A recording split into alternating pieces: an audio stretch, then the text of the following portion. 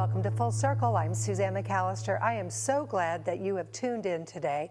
We have a rare opportunity to talk with a very special guest. It's my absolute pleasure to welcome former First Lady Judy OBannon to Full Circle. Well, thank you. Thank you. And thank you for being here. I just feel like I know you more than I do, and because you just have such an approachable way about you. So I know our viewers at home are just going to enjoy this opportunity to get to know you. Well, I enjoy visiting with you. We talked on the phone and we said, my goodness, how long have we talked? Yes. Just met on the phone, talked right off. Absolutely. And you know, I do want to go back though to a very sad time in your life when our former governor, Frank OBannon, died in 2003.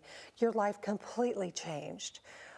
When you look back on that time, you know, what do you miss the most about Frank? Oh my goodness, what do I miss the most about him? Well, you know, when you're married that long, 47 years, it's not like you've lost another person. It's like half of you left, but nobody told you you died. You're still walking around, but half of you is not there. And of course, it was a total change of life because at that time, we were living at the nurses' residence out in Fort Bend because we were making the governor's residence accessible. And so I didn't have a definite landing place. We were in between places. So I all of a sudden had no home. I didn't have a car because they said that's too much liability, First Lady driving a car around. So I didn't have a car.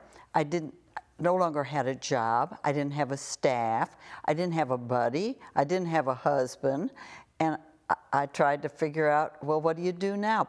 And that, I think one of the things that I've talked with a lot of people who've been widowed is it is really a trade-off. A sudden death, someone has sort of the shock value that goes with them, and so they just keep their feet going. But if it's a long illness, a person has time to prepare, but also a lot of time of grief during that. So however we separate in life, we've got some adjustments. Well, you certainly have made tremendous adjustments through a very difficult time. So a lot of life after politics. You're a business owner, you're a community activist, you're a TV personality. How did you go about that process of staying engaged in life? Well, I think I've always been so excited by people coming together and forming communities. So the opportunity when Frank was in the Senate, then Lieutenant Governor and Governor, to be involved with people around, I mean, it's just my cup of tea. What a privilege, whether it was something you did at the governor's residence or you got into some car and traveled around and visited a community. You're invited into other people's lives at important times. You know, whether they're cleaning up glass on a lot downtown that looked pretty crummy, or if it's an adult who for the first time learned to read. Those are high moments, and what a privilege to get to be part of that. So I'd always done that kind of thing, and I think it's just a matter of you just keep growing with the new experiences that are thrust upon you sometimes to adapt those core interests you have, and that was community development. So when he died and I said, well, here I am, what can I do? Opportunities came, opportunities to travel internationally with groups, bringing back stories and then relating them to people I'd met in Indiana and seeing if there were common lessons. There were inspirations there for us. I'd done some of the traveling with Lloyd Wright from WFYI, who said, well, next time we go out, let's do a program, a television program. So from that, we began to record those stories of people who were making a difference in their community. And that's really what I feel so much a part of what people connect to you, because you help tell other people's stories and you inspire people along the way. I'm curious because I was surprised to learn that you actually went to seminary for a short period of time before you married former Governor OBannon, first woman at the seminary. Do you feel that that core and that sense of who you were at that time has helped you through this process of growth and developing all these areas of interest? Well, the very thing that made me look at an opportunity at seminary still drives me. And I don't speak about it sometimes in terms that a lot of people do. But it is a commitment and a connect with a God, something bigger than I am, something that has an interchange in my life. It's an active thing in my life where I seek help, I seek guidance and inspiration, and I'm very firm about that. So when I was in school and looking for graduate school opportunities, because I loved going to school, one came up that was for seminaries for Rockefeller students. The only interesting part now for me or anybody else is that was the late 50s and women were not involved in filling pulpits or parish ministry. And I got a Rockefeller grant, said, we'll pay everything if you go. I said, well, sign me up. I like that kind of stuff. And it was near where Frank was going to live that I transferred my scholarship from Yale to go down to a seminary that was a little more provincial in their look. I went for a year and found women really, if they were to go, were fighting the women's cause. And at that time, I wasn't interested so much in that. Now I've aged and said, yeah, stand up and talk about it. I'm all for it. It's a civil rights issue, but more than that, it's the same issue now as an aging person. I'm interested.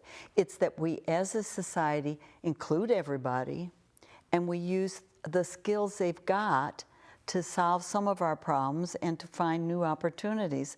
We can't have throwaway people because of their gender or their economic condition or sometimes their education or their physical opportunities or limitation. We can't afford that in our society. So for seminaries to not include 51% of the population didn't work. Now I would think mainline Protestant churches have probably well over 50% of their parish ministers are women. Well, you have been a trendsetter, and you talked about aging. We're going to take a break, and we're going to come back and find out how Mrs. OBannon has such energy in the message that she is preaching, so to speak, about staying healthy and involved, no matter how old you are. Stay with us.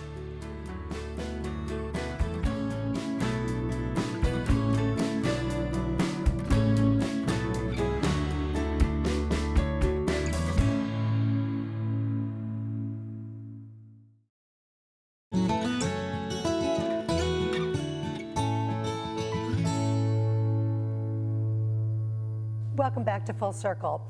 Our motto here on the program is stay informed, get connected, and be inspired. Our guest certainly is all three of those rolled into one. I'm continuing my conversation with former First Lady Judy OBannon.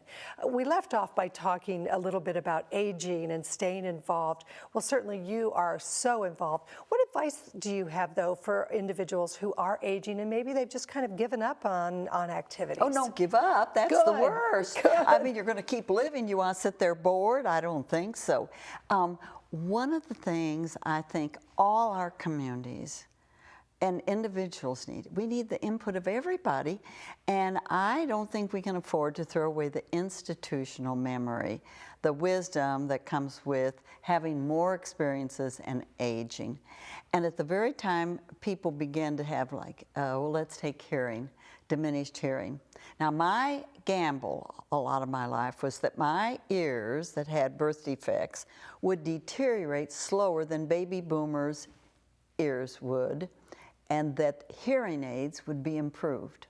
Your audience, baby boomers, yes, they drive the economy, they drive research. And so as soon as they begin to say, what'd you say? Researchers will say, market share, let's go after it. We're going to improve hearing aids. Anything like, I don't hear as well, what'd you say? You don't want to say that. Wait a minute, do I have to take my glasses on and off? Those are little barriers. They're physical barriers.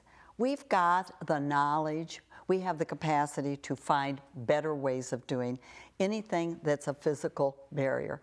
Technology has given us a big gift. We can connect in new ways. It doesn't have to be decried as a separator.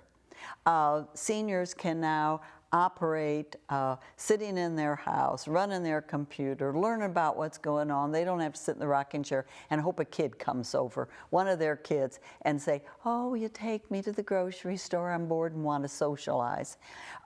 We've gone beyond that, so we cannot just automatically eliminate anybody.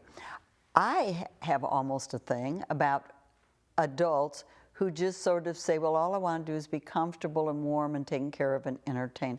I don't think that's really what people want when they get older. I think they want to be stimulated. They want to feel like they're vital, they're important, they want to be included and given dignity. So if you say, our cities are planned so you have to have a car. If you can't drive, well, you are out of it. And you say to your kids, I can't live in the country anymore. What if I can't drive anymore? What would I do? They say, oh, Mom, I'll take you to the grocery store. Think of that. I'll take you to the grocery store. No senior wants to lose the freedom of getting in something and going where they want to go. Our city planning is archaic to what our needs are going to be. And as boomers age, they're going to find living in suburbia with no sidewalks, big interstate highways, and the only place they can go is to wait for a kid to come home from work and take them to the grocery store. That isn't what they have in mind. Do you think our politicians, and I'm sorry to bring back politics into this conversation, but do you think we are preparing? I mean, you just mentioned we're not doing a very good job with the adult population, but are we as a nation, are we as politicians, are we as city decision makers doing what we should be doing to prepare? Yeah, and I'm glad you brought that up, because today, and I was getting ready to come, I thought of a new thing on that. I thought, I've been part of a political thing where we're trying to say what people want in 25 years. I look at the table. It's all old people at the table trying to figure out in 25 years. So first of all, that's not the best route, is it? We need to be inclusive as to different ethnic populations, different ages, different sexes, and all that. So that, first of all. But I thought, you know, who is really figuring out what everybody wants before they know they want it are big box retailers. They know how to be bean counters. They know how to get all those statistics. They know how to do focus groups and surveys.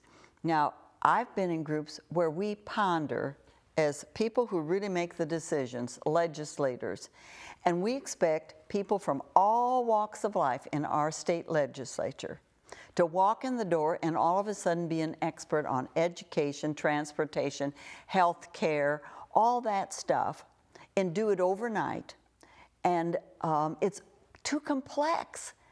It's an easier trap to simplify it. Yes. And if you simplify it, you say, these are good, well-meaning citizens. They represent the populace. We're a representative participatory democracy, so let's ask them. Well, they don't have the resources big business has to get analysts who look at it. What we really need, I think, in political groups, in legislative groups, is sociologists and anthropologists to look at those statistical figures and say, if this many people move, what does that mean? If this many people are aging, what does that mean? If technology is going here, what does that mean? To sit and speculate on only our own experience of the past and what it meant and how it might spin off in 25 years, seems to me we might miss the best opportunities. And we certainly don't want to do that, but it brings to mind the whole building communities and building bridges. We need to take a break, speaking of sponsors and big business, so don't go away. We'll continue our forward-looking conversation with Judy OBannon.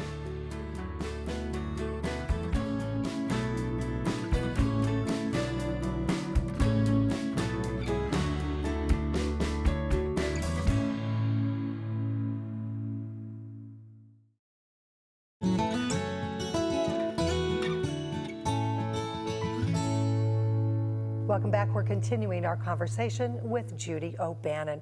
You have such great ideas. You are a visionary. I can see why the state of Indiana loved you as a First Lady, and I want to thank you for your service during that time.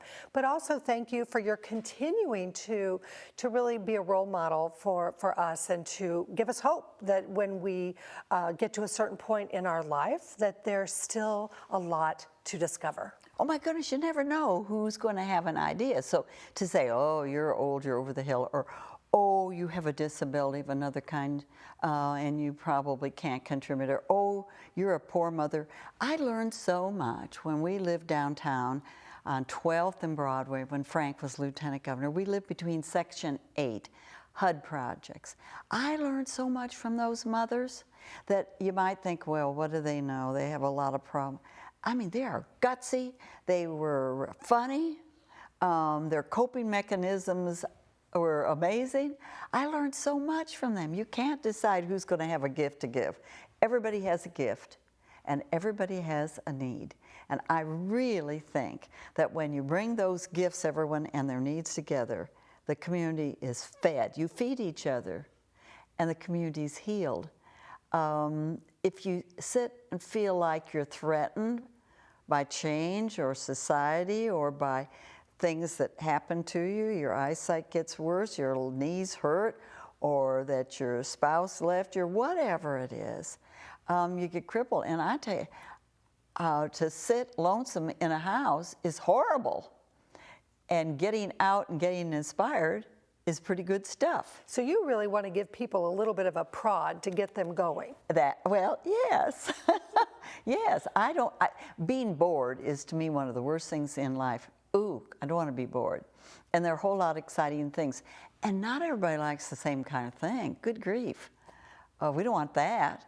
So everybody just think, what you like to do, what can I do from where I am today, and figure out how to get going. Lois Templeton, some of your viewers will know her artwork. She is in her 80s. Her husband had a stroke. She moved to the East Coast. She's in assisted living with him. And her studio partner, a young man here, Philip O'Malley, said, Lois, you're not done painting. You can't handle that big canvas. You're out there, but this is what we're doing. He prepares the canvas, he rolls it up, he sends it to her in Maine. In the nursing home, they made a room into a studio. She goes in and does what she does best. She paints. She rolls it up, she sends it back to him, and she's having a one-man show at the Conrad in September. Well, that is fabulous. It's physical barriers that they said, okay, let's figure unique to you. What are they? How do we knock them down? We got to do that. And that's what this message today has been. We all have gifts, we all have talents, we all have a way to reach out to others. Certainly our guest has done that throughout her entire life. It's been our pleasure to have former First Lady of the state of Indiana, Judy OBannon, on Full Circle. Thank you. Thank you. Well, we are back with our inspirational music after this. Stay with us. Musical Showcase is brought to you by Flanner and Buchanan, helping families tell the story of their loved one's life.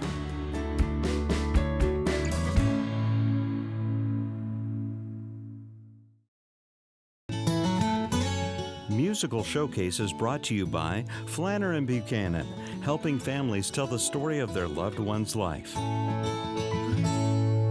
Well, welcome back to Full Circle. I hope you've enjoyed our program and our talk with Judy OBannon. And I'm sure you're going to enjoy our music today. We have Frank Bradford with Lord, You Are Everything.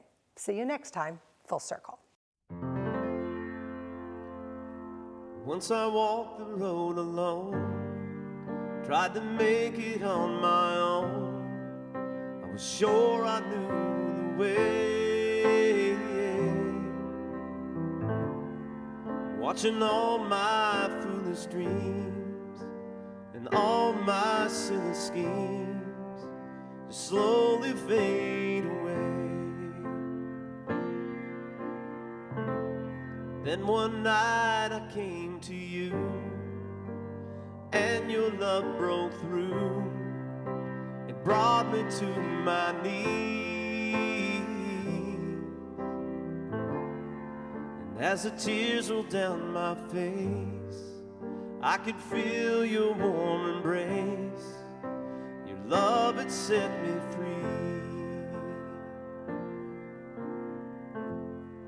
Once I walked the road alone, tried to make it on my own. I was sure I knew the way. Watching all my foolish dreams and all my silly schemes just slowly fade away. But now I walk the road with you, and I live my life for you, 'cause I'm saved by your grace. So let me keep my eyes on you, and I pray you'll see me through till we meet face to face. And Lord, I love you so, I pray my actions show that you're everything to me. I praise your holy name, and forever I'll proclaim what you sacrificed for me. You healed my broken heart, you wiped away my tears. You set me free, you set me free. Lord, you are everything that I had ever dreamed you could be. You are what my heart desires and more. Nothing can compare to the love you've shown, and I need nothing else but you. Lord, you are everything that I had ever dreamed you could be.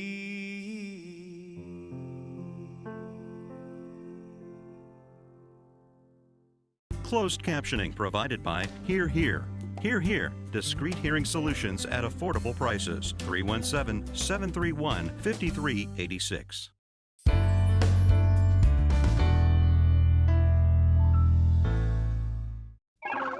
Engine. Check. Thrusters. Check. Fuel. Check. Computers. Check. Social Security. No check, go direct. That's right, Patty. A few weeks ago, I went online to godirect.org to sign up for direct deposit. It's easy to do, and I got my cash at warp speed. Wow, it's fast and easy. I'll sign up right now to make sure I'm prepared for our next mission.